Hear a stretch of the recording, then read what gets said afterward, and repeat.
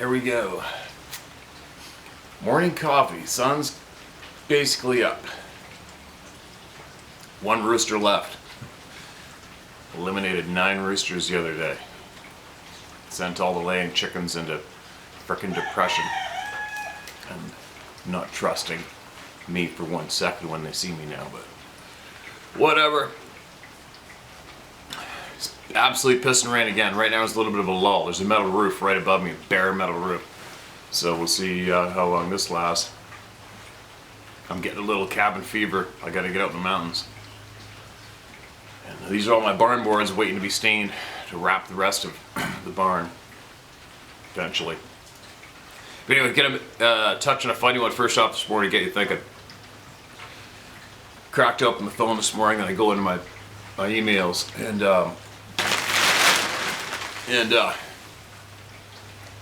right away you'll see a quick glimpse of a page of all the latest news stories coming up, which I do not pay attention to. And but I caught a headline that said something about scientists or whoever managed to catch a photo of an extreme, they called it an extreme planet. I don't even remember exactly how far away. It's something like 28 million light years away from Earth. They got a photograph of this extreme planet. A photograph, light years away from Earth. So automatically my brain went to, so if they got a camera that can pull that shit off, they can basically show us a photograph of individual grains of sand on the face of the moon. Why don't they do that? Kind of odd, isn't it? I've heard a lot of different various conspiracy theories when it comes to the moon. And I honestly do not waste too much time on it myself, because that is absolutely out of my control at this stage of the game compared to what I can dig up information on directly and pass it on to you guys. But I heard another guy, who was I listening to? I heard another guy who is definitely a freedom fighter, David Nino Rodriguez, ex-heavyweight boxer, and he said something funny the other day. I just caught him. I listened to him for a few minutes. I rarely have time to listen to anybody online. I try, but I don't have time right now. But what did he say? He said something about, it made me laugh. He said, man, I got a hell of a time picking up Wi-Fi 2 miles from my house, and they expect me to believe that they had clear audio and video direct from the moon, live stream on television in 1960, whatever it was. And he made a pretty good point there, right? It's like, yeah, no shit. I can guarantee none of the scientists taking pictures of that extreme planet. I thought the word extreme was used up about 10 years ago. I bet you none of those scientists are watching this. But if they were, I would definitely challenge them to swing that camera over to the moon and show me some real cool, interesting shit. Maybe you could find you should be able to find the old footprints from back when the astronauts ran around the face of the planet and clearly sent us video, live video in the 60s from that expedition. Just a thought. But anyway, another thing I want to touch base on, something that potentially aggravates me in a way. I try to not let useless items actually get under my skin. But sometimes, especially when you're reading emails, like all of a sudden I got inundated with a flurry of emails from flat earthers. And I've already made it clear in the past, I don't give a shit if the earth is shaped like a pyramid. I don't care. It's working for me. It's working. I'm alive. Water's flowing into the ocean, fish are spawning, the sun is making absolute stunning, beautiful sunrises and stunning, frickin' beautiful sunsets. The mountains, the forests, the oceans are absolutely chock full of life and beautiful. It's working. I don't give a shit if the earth is flat. I don't care if it's shaped like a frickin' rectangle. I don't care, okay? But the annoying part of receiving some of these emails is, it seems to me, I don't know why, but many of these flat earthers are so consumed with the earth is flat, and if you don't accept the earth is flat, You're going nowhere, and you're not going to get any information at all because you're stuck in that place of being they call this place a globe. And I find it quite annoying for me that level of intelligence is so frickin' challenged. Oh, I'll bet I just humiliated, I bet I just offended a handful of people out there just now, and they're about to knee-jerk and hit that thumb down button and blow an emotional gasket online. But think about it. The way I don't know how many of you are, there's a good handful of people out there that are preaching the flat earth shit. And you people don't understand, you'll never understand anything until you accept the fact that we're not on a globe, and quit calling it a globe. Holy shit, you guys. Get your heads out of your frickin' asses and move on. Alright, move on. Keep going, keep growing. Get some more knowledge. You're sitting there doing the same thing a lot of these Sasquatch researchers are doing. You're screaming the same sermon. Each of you are screaming and you're chasing your frickin' tail in a circle and you're going like this. You're going nowhere. You're going nowhere. You might as well be one of those people standing on a frickin' egg carton box on the corner in downtown New York, screaming at the people on a sidewalk that the earth is flat. And screaming and preaching, blowing a gasket because nobody's listening to you. There's my stance. I'm 1.5 copies in, so for all you people that this topic annoys, it annoys me too. Coffee's got me going this morning. But anyway, you're a flat earther, that's fine. Am I a flat earther? Not at this point. How concerned am I out of a scale of 1 to 10? About a -1. Alright, just so you know. It's going to save a lot of people a lot of time emailing me and going off about the shape of the frickin' planet. Like I said, it's a beautiful place. The forests are green, the mountains are epically beautiful, the sunsets are stunning as hell. It's working for me. I don't give a shit what the shape is. I spent a shit pile of time on the ocean. I commercial fished, one of my first jobs ever, and I don't know how many ships I saw disappear over the horizon. End of story for me. Okay? But quit emailing me about it. I don't give a shit. I don't care. I don't care. Alright? And let me get on with some email shares this morning. Maybe I should go get a 3rd copy and see what happens. Now, gotta get more people heard. That's the mission. Get the voices heard. Alright? Get the voices heard for first-hand experiencers. If you are someone who's actually traveled to the edge of the earth, please send me a photograph of that game trail that must be on the edge of it, because it's gonna be a humdinger, and I would pay anything to put trail cameras along the game trail on the edge of the earth. Alright? I'd also love to see where the barrier is to keep the ocean from falling off the edge too. But anyway, that's a whole different other topic. My encounter. Hello Steve, I wrote this about 10 months ago now. I don't know if you got it or not. Since then I've remembered a few things that might be important that I thought I should add. And I have also made some corrections in spelling and grammar.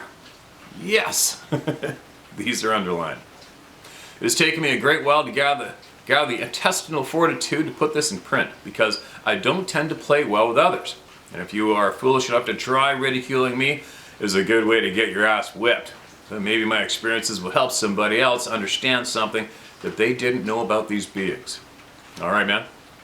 First of all, I want you to know that I genuinely appreciate your no bullshit approach to the subject, because to those of us that have experienced these beings, the subject is not amusing. It is serious and has affected us profoundly. I enjoy listening to your take on the subject and the reports of so many people on your channel, but most importantly, the respect that you show each person. Thank you. It's too easy, my man. You're very welcome. My experience is probably much like many you have heard before, and to be honest, if I didn't know me, I would say that I was full of shit. The 2 friends that I have trusted with this story believe me because they have both bled with me. But they both advise that I not tell another soul for fear that the other person would think that I was a batshit crazy. It is for this reason and several others that I would prefer that my name and current location remain confidential. Let me tell you a little about myself first and the situation that I found myself in at the time that all this occurred.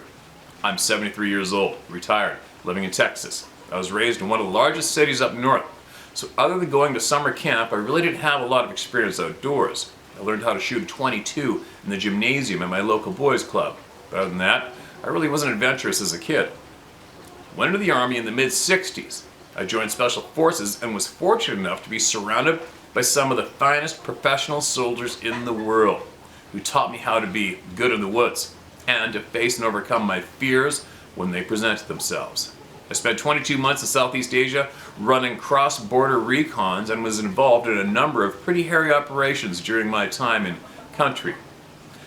I was fortunate to return home with all my fingers and toes, but I also came home with a highly developed sense of skepticism for just about everything that the government told me, or that I did see, touch, or taste personally.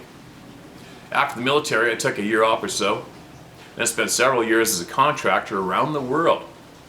So all in all, I'm not unfamiliar with dangerous and stressful situations, and I think that I deal with them pretty well. Yeah, no doubt. What I would do to sit down and have a few coffees or beers with you and pick your brain and listen to what you have seen firsthand and what you know. My time in combat was not without scars, both mental and physical. So not long after I got out of the military, I found myself feeling isolated, unemployed, drinking way too much, and unable to accept the fact that who I was and what I had done for my country didn't mean squat to the citizens in the so-called real world in 1970.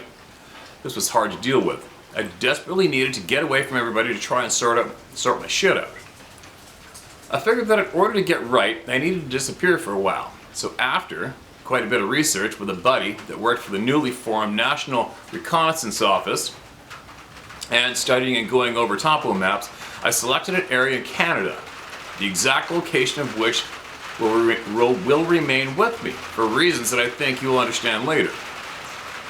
I took a little over 2 weeks to trek from Turner Lake to the area that I had selected. It was a ways to the north and west of the Clearwater River, close to the border with Alberta. The area is probably the best described as foothills, but pretty heavily forested. I selected my campsite based on the recommendation of a very powerful, very helpful local native man. He pointed out the location on the map for me, and he advised a spot on the hill overlooking a small lake. He cautioned me to stay on the west side of the lake because anything to the east side of the gravel beach was sacred ground. I agreed, shook his hand, and told him how much I appreciated the information and promised not to set foot on any sacred ground. Okay, I'm sure you can hear that background sound. It's going to sound like absolute static white noise, and it's starting to piss rain. It's too loud for me. So I'm going to move this camera inside and finish these in there, alright? Alright, screw it. The time it took me to try to set up at the shop, the big shower went through, and now it's not so bad out here. The shop's getting old, man. A little echoey. The humming of the ballast and the old lights in the ceiling that gotta get ripped out. Blah, blah, blah. Now, he gave me a ride in his pickup about 20 miles to the northwest of town, and I struck out from there. I thanked him and set out for the spot he described. He repeated in an effort to reinforce the area east of the gravel beach was sacred, and there was an old Sabe man that lived there, and that I should not go there. All the time I had no idea what a Sabe man was. Never heard the term before. I assumed Sabe was the name of another group of Native Americans. We didn't have GPS or cell phones back in '70, so by basic land navigation, and my trusty Lensmatic, I found the place that he described to me. The location was incredible, and just as he had described it, and after seeing it, I felt certain that I had been given permission to set up in my new native friend's personal spot. I promise you that a man could live there forever. There was a clear, cold running spring in the face of the cliff that was maybe 50 feet up the site that had the sweetest water that I think I've ever tasted. After looking around a bit, I set about making my camp in a shallow cave sheltered by the overhang of a south-facing cliff. The cave was about 10 feet tall, and the opening was about 12 or 14 feet across. It was only 10 or 12 feet deep.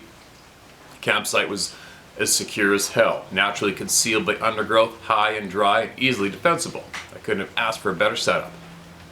There was some cabin scrap about a mile away from the site, so I gathered as much as I could. I was able to make the camp reasonably comfortable after having made a chair and a small table. I built a fireplace from some large rocks and mud right at the entrance to keep things real cozy. I made a bed frame from the same fur that I had cut and the scraps I gathered. Some cedar boughs, a sleeping bag, and a pair of my army blankets made a great mattress. I'd been there about a month by this time, and for the first time in quite a while I was pretty secure. I had shelter, small game was plentiful, and fishing was outstanding. There are all sorts of edible plants and tubers. I'm losing the alcohol weight, and my body and mind were settling down. Basically, I was getting right again. Something I learned early on was something that I should have known anyway. Never clean my fish or game in or near camp. The place was loaded with black bears, and they had a bad habit of nosing around camp looking for scraps, so I was constantly on the lookout for them. Bright and early one morning, I grabbed my fishing gear and a high standard HD that had somehow found its way into my duffel bag. I figured that the pistol would come in handy just in case I ran into a rampaging squirrel. I had a .44 mag that I brought with me, but up until that day, I hadn't even felt the need to unwrap it. So, feeling properly equipped, I started down to the lake. Camp was about 100 feet higher in elevation than the lake, and maybe a quarter of a mile away, but the slope was gentle and easy to negotiate. Besides, the walk down offered a commanding view of the valley and a shallow cove of the north end of the lake and the surrounding forest. I made it about halfway to the lake and went through a gap in the trees. I saw a dark, furry lump in the water, about 20 feet from shore. The shoreline was nothing but gravel, and rocks along that cove and the water was maybe knee deep to about 100 feet out. The figure that the lump was one of the I figured that the lump was one of the black bears that roamed the area, so I kept an eye on it while I quietly made my way down toward the water. I would creep low, maybe 10 yards or so, and stop, trying to keep the trees between him and me until I got closer. I was pretty leery of bears around camp, since the native man had told me that something about this particular group of bears made them more aggressive than most. Add to the equation my knuckle-headed mistake of cleaning my fish in camp had them interested in the area around my camp. There was a slight quartering breeze straight out of the north, and it was blowing on the left side of my face as I slipped down the hill. My intention was to wait him out, then try to catch my breakfast and egress without disturbing this guy if I could. I decided to stop a little uphill to where he sat and tried to range the distance between us. I would guesstimate it about 150 yards or so. As a result, the lump was just that, a large, dark lump with not much detail at all. The color of his fur reminded me of a nutria or a mink, and the sunlight reflected off it as he moved. It seemed darker near the spine and neck, but not remarkably so. I could tell that he had his back to me and seemed to be preoccupied, busy doing something in the water, as if cleaning something. I decided to creep down behind some bushes maybe 50 or so yards away and maybe 5 feet up the hillside from where he sat. I wished that I had brought my binoculars with me so I could see more detail, but even at this range, I was beginning to doubt that the lump was a bear because of the size of this guy. I'm a trained observer and on full alert now that I was at about the same level as he was. There were a couple of small boulders clustered together near where he sat. I knew that when I stood in the water, the boulders came up to my waist, so my general sense was that this guy was huge. I figured that he was half again as tall as I was. For another size comparison, almost all the big black bears that I had seen up to this point were probably 350 to 450 pounds or so. My impression was that he was easily double that. His back and shoulders were broad, very unlike a bear. Instead of sloping away from the head and neck like a bear, this guy didn't look like he had a neck, and his shoulders were twice as wide as mine were.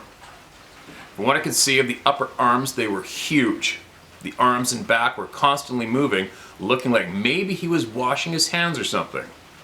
Unlike so many reports I've heard since, this guy did not look like he had a cone-shaped head.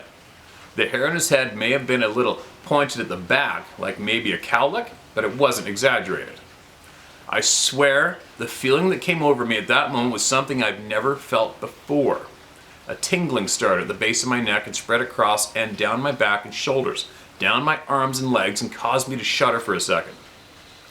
Beside the involuntary fight or flight response that almost had me ready to bolt, every hair on my body was standing on end, and I had a terrible sense of, oh shit, because I knew that I was looking at something I had never encountered before.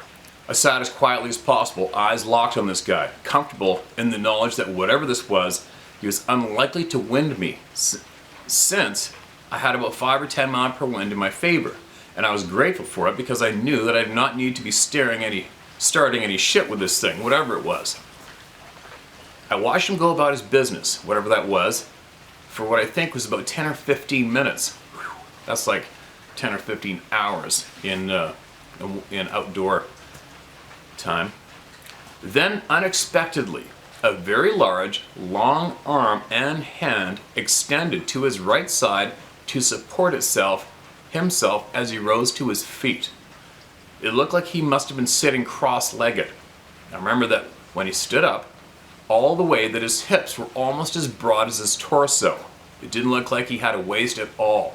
His legs were heavily muscled. Stout is the best adjective I can come up with, like a power lifter. Water was dripping from his coat. I'm guessing that the hair on his arms was at least 8 or 9 inches long and hung down like an oversized sleeve, and it was thick. I don't recall being able to see skin beneath the hair, at least not from that distance. He didn't shake the water off like a dog, but rather just stood there for a moment before starting to walk away from me. I was stunned and started to shake, and it screwed me up when I realized how frightened I actually was. I remember thinking how stupid I was for being so ill-prepared for this fight. All I had was the .22 pistol, and considering the size of this guy, I had a feeling that, armed or not, of being totally outmatched. I knew that if this thing decided to turn and fight, I was screwed. Other than the boulders, I had nothing to scale him against, but when he stood, I could tell that he was at least 2, maybe 3 feet taller than I am, and I'm 6 foot. I keep calling it a him, but in reality, all I ever saw was his back, so there was no way to determine sex of the creature.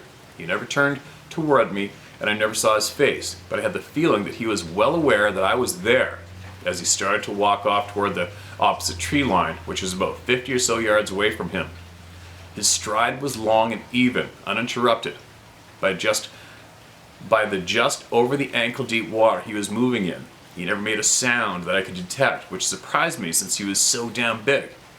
I promise you that on my best day, even in silent mode, I still make some noise, and I was only about 210 pounds at the time compared to. Who knows how much this guy weighed. All I could hear was the crunch of the gravel under his feet once he was out of the water. His movements were almost graceful, with his right arm swinging naturally. As he walked away, I noticed that it looked like he had something cradled in his left hand because he held it curled in towards his body as if to support whatever it was. I say this even though I never saw that he was carrying anything. His elbow and arm kind of cocked out away from his body, and that arm did not swing with his gait. He didn't seem to be in a hurry, but man, he covered the distance to the tree line. I would guess about 50 yards in short order before stepping into the trees. He was gone. I sat dead still waiting and listening for the forest sounds. There weren't any. For about 10 minutes I was dead quiet until I finally heard a squirrel barking in the distance away to my left. I sat still, waited, scanning the tree line, hoping to see him again, but he never showed. I slowly and quietly made my way back up the hill to my camp, taking a circuitous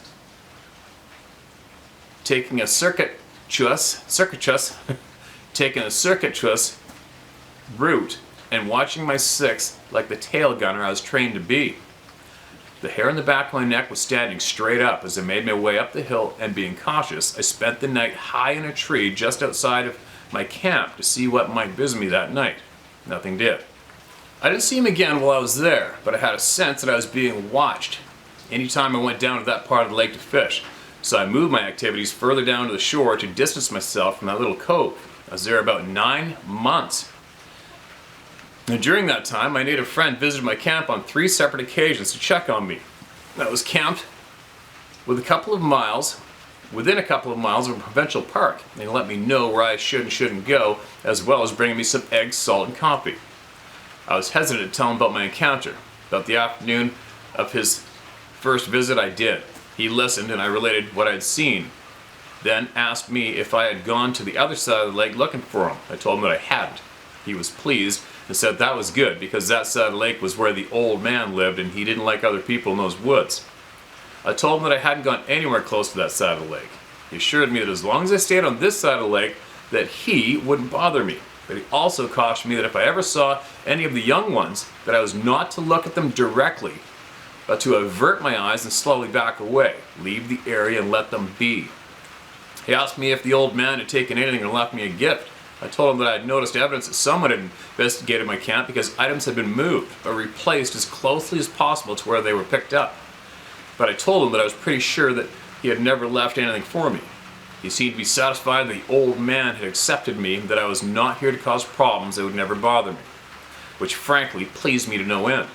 I'm not sure that his opinion reassured me much, but I was determined to stay there anyway. I went about my daily business, and I don't remember ever getting that F me feeling again while I was there.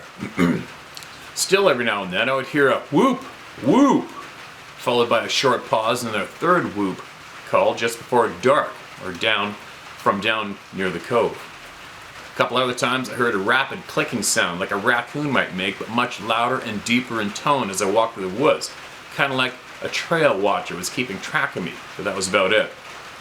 The night before I left, I swear that I heard somebody clear his throat a couple of times, then murmur something to me while I was sitting at the fire. The sound was close, like maybe 15 feet away, and caused me to jump when I heard it.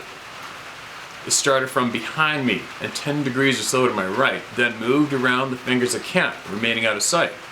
This went on for at least an hour until it sounded like he or it went down the hill toward the lake. It was better than 20 years before I told anybody about my experience in the woods that day. I still haven't told my family. They already think I'm getting weird in my old age as it is, so I'll be damned if I'm going to add fuel to that fire. I do have a question for you though. What do you think of Les Stroud? I'm not a big fan of his survival advice, but what I've seen of his Bigfoot coverage seems to be candid and honest. I realize that he still has an audience to play to, but listening to him, he at least admits to what he doesn't know. Just curious. One more thing. Recently I heard you talk about mind speak and speculate whether or not we as humans have just forgotten that we had the ability. Last weekend, my wife and I were driving on the highway when a car came flying by us. I swear that I heard my wife ask what kind of car that was. I replied, "That's a Porsche." She asked me why I said that. I told her, "Because you asked me." "No, I didn't," she told me. I asked her if she was sure because I distinctly heard her ask me what kind of car that was. She replied that I may have been thinking it, but I definitely did not ask you.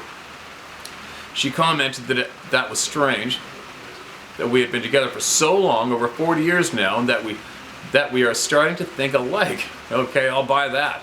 But that is not the first time this has happened. Do you think that might actually be a thing? Anyway. Sorry this turned into a book, and I thank you for what you're doing on the subject. Hearing all these other people's experiences helps to convince me that I'm not as batshit crazy as some folks after all. I still love to hunt and fish, but I'm afraid that I'm not physically up to much more than sitting in a stand nowadays. Back when I was still physically able, I hunted central Idaho around headquarters for elk and bear. Man, do I miss it. That is incredible country. God bless you and yours. Oh, I was allowed to use your name? I'll just call you Mike. Mike, thanks for that. Thanks for that email, man. How do I appreciate that share? I almost was a little let down that it ended. I could have just kept on reading and reading and reading. And maybe you probably won't want to. You never know, but it might be an idea to share this video with your family members if you want, and then take what comes after that. And at least they will possibly have interest and check out some other people's testimonies too, right? It's not fair that people have to go through life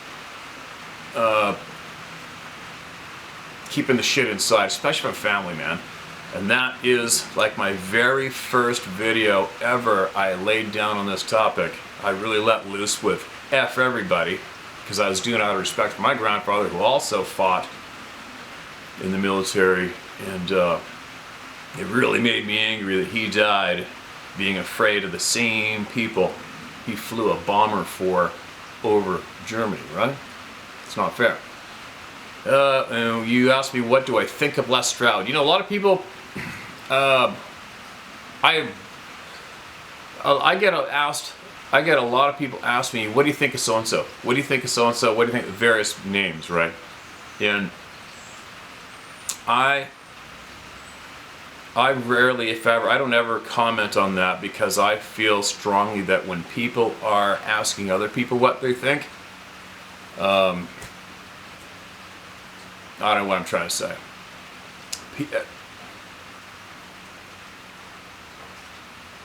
I don't know, Lester.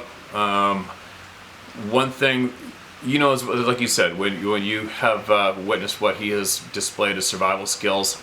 I don't know. I remember when that show first came out, and being a professional hunting guide who spent 120 days straight in the wilds, for real, with no camera crew or save me button. Yeah, stuff he is delivering to the public just made you roll your eyes and smack your palm in your face and go, oh my God.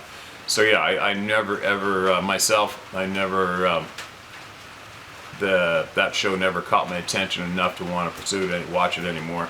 Not that I don't watch television at all anymore. So there you go. That he's just another, to me at that time, from what I've seen and know, he's just another entertainer who found an angle to get on TV and become successful. Bravo to him. That's Randy. Whatever floats your boat, man. For me, that's not my cup of tea. I've had numerous television offers myself to this point, and I just kick into the side. Like, yeah, right. I need to jump into that world like I need a hole in my head. It's not my thing. Celebrity status as a thing does not have my respect in any way. Zero. There isn't a so-called celebrity out there that would take me back because I'm seeing them in real life. They're all just human beings to me, and as far as I'm concerned, if you need that attention, you need to be a celebrity, you got some serious screws loose. Bink. That's my stance on that. What else on the Sasquatch topic? Yeah, I understand he's interested in the Sasquatch topic. He may have had a few experiences himself, and he's more than likely promoting the topic to whoever it is whoever's listening to him, right? Bravo. Other than that, I've never met the guy, so I don't know anything about him. I've had a few people email me, ask me to get together with Les Stroud or get together with so-and-so. I'm like, well, what for? What for? That's how my brain receives that and reacts to it. What for? They're just another human being who know these things exist. And I get to read from literally thousands of people who've had first-hand experiences. That's what I'm about. I want to hear from everybody. Nobody's more special than the other. Nobody deserves more attention than the other, in my mind. See what I'm getting at? I'm probably babbling. I've only had coffee this morning.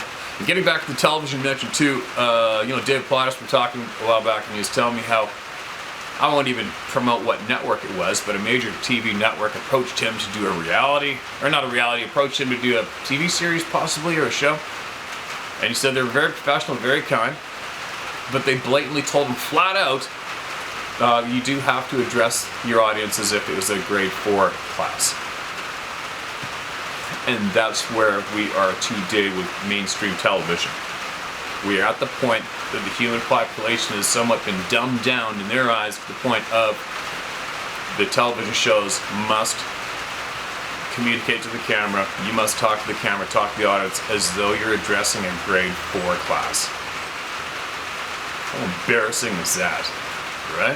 How embarrassing is that? And that's why we're here. That's why we're all here. Get back to the people, not the freaks that want to be in front of that camera, right?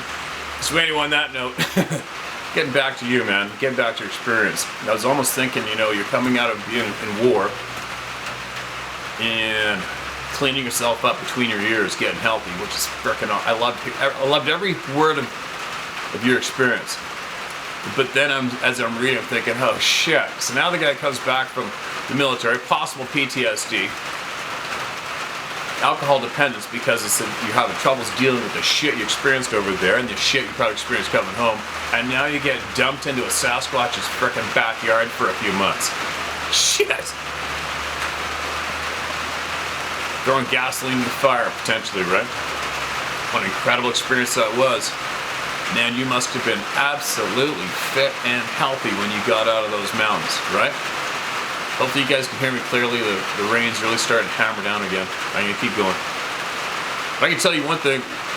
Back when I used to do 120 days straight, remote, northern Rocky Mountains, it was almost weird. When you got out of that, it's like you had to readjust to society in a way, because all you're doing, you're climbing on a horse, you got your food in your backpack, and you're out there using 100% of your given skills, natural given skills, every single day from sun up till sundown and even beyond sundown. And when you get up, after you do 120 days running around the mountains like a frickin' animal, and then you get out of there, you feel like you could run around the planet 10 times non-stop without stopping and breaking a sweat. You almost feel superhuman. You're so fit, and you're so clear. Everything is so clear between your ears. And then you get home, and it's just a frickin' shit show. It's a shit show. Watching society, flicking the channels on a television, it just makes you go, oh my God, what's going on? Oh my God, look at the bullshit. There's just so much bullshit. And it's sad in a way, but whatever, it is what it is. I'm very, very fortunate to have had that education all those years. But anyway, I gotta get on with some more shares. I've been babbling like a frickin' broken record this morning, I'll tell you what. Alright, what do we got here? I'm gonna go one more, I think, and then I gotta hit my day, my soggy frickin' day. More info from Dave. Okay, Dave?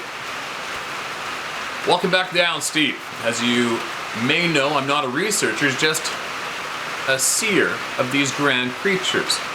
My sighting was in 67, 70, or my sighting was in 76 or 77 on this Grand Island Vancouver Island. I've heard many stories on the island, and moving to the Nanaimo area, I'd have to write a book on. One of them was a friend of mine, met a family of them in Port Alberni when he was young. He said they would talk to him without using their lips. The sighting stopped after he took a friend to meet them. His friend, after seeing them, took off running scared. He never talked with his friend ever again. When he went again to see them, he couldn't find the pathway. It's like it disappeared. I was told by a native friend that when he was young, the train used to go through the res, and they were picking berries when a large hairy man was running next to the train, and it jumped up to the ladder to ride the train. Since my sighting years ago, I was shown a finished structure that I don't think was built by a human. From a distance, it looked like a giant anthill. It was built with broke sticks, and the outer sides were made with mud and sticks and weeds. The walls were about 4 to 5 inches thick. I took a friend to see it a few years ago, and it was completely gone. Not one stick or leaf left around. I have a picture on a phone, but I can't get them off. This area is by the backside of the steakhouse just before the railroad bridge, just leaving Nanaimo by the bird sanctuary. Hey man, take a picture of the picture with another camera. Might work. I also, for a bit, did some gifting in that area and another area. That was quite interesting. This area was off this path a friend was showing me, where her and her dog were walking, and her dog stopped and wouldn't move anymore. She heard some people and went back to the path and introduced herself to the dog. She's facing where she came from and saw a dark figure moving across her field, and its head not going up or down. She thought it was riding a bike. In that area, it is impossible to ride a bike. When she showed me the area, we found a huge stick in the ground with burnt roots at the top. I tried pulling it out of the ground with much trouble. It was a little over a foot stuck in hardpan. Once I got it out of the ground, I thought it was a marker, so I put it back in the ground. I put a paper bag full of food, apples, walnuts, dried cat food, and garlic as a gift. I went back a week later. My friend said, "There's that stick." I said, "That's a different stick," which was opposite direction, and hanging off the stick was the paper bag torn about an inch wide piece, about 20 inches in length. My email's getting long, so thanks for your time, and I'm glad you backed me out. Be kind to these grand beings, and they will be kind to you. You can share this if you want to. Dave, over and out. Okay, Dave, thanks for that email. Dave, again, I guess I'd probably do a search on your email. don't ever call. I don't know who you are right now. Okay, sorry, I apologize for that. If you've emailed me, excuse me, in the past, or you've spoken to the past, or whatever. But if you want to send me, some knowledge that you think will help the people, man, send more, all right? And Nanaimo, yeah. I know firsthand a couple people. One man who's in law enforcement and his son, who hadn't experienced one of those things on the east side of the highway just south of Nanaimo. There's numerous sightings, experiences along the Nanaimo River. The whole frickin' island, man. Obviously, the whole island is just a shit pile of experiences going on here. Always have been, always will be. And it's just the way it is. But if you want to send me any more, send away. Send away. Alright, I gotta get my day going. Got a lot of shit to do. I'm getting ready to go back in the mountains. Basically, the length of British Columbia solo. I need to. If I don't do it, I go stir crazy, to be honest. I will go bonkers. And if I miss out on doing my month November in the coastal mountains, I'll probably slip into depression and off myself. Kidding. But it is tough. It is tough getting back to my mention to do 120 days straight in Northern Rockies. I mean, after I would do that 120 days, then I would come home and I'd do another 60 days in the coastal mountains in southwestern British Columbia. So it's, after you've lived that lifestyle for so long, it's a little hard to take living the lifestyle that I'm somewhat living today. More of a domestic style, I'm in society a little too often for my liking, right, in cities. But I need to get back in the mountains and forests. And it keeps me clear. Keeps me thinking clear, keeps me focused, and it's a natural, it's just a natural bullshit filter. But it also makes it real hard to take when you do catch yourself having to watch the mainstream delivery of absolute bullshit to the main population. It's really hard to swallow at times and bite your lip, especially when you have such a large audience of people who are willing to talk with you. Anyway, here I go. Gotta get my day going. More people are gonna be heard shortly.